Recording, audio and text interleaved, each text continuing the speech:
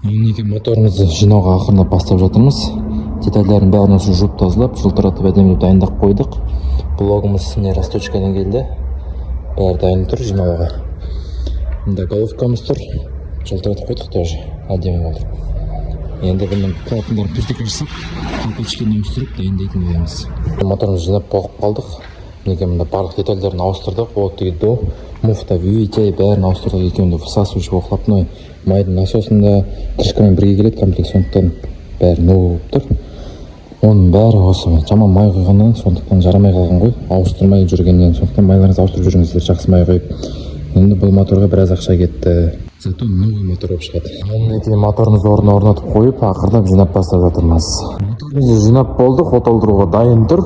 Ал енді бисмиллах деп холодный запуск.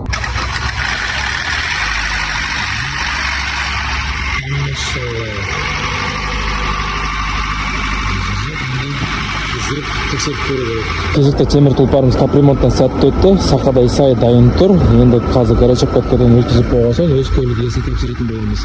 Егер де сіздердің көліктеріңізде қандай да бір ақау болса, бізге хабарласыңыздар.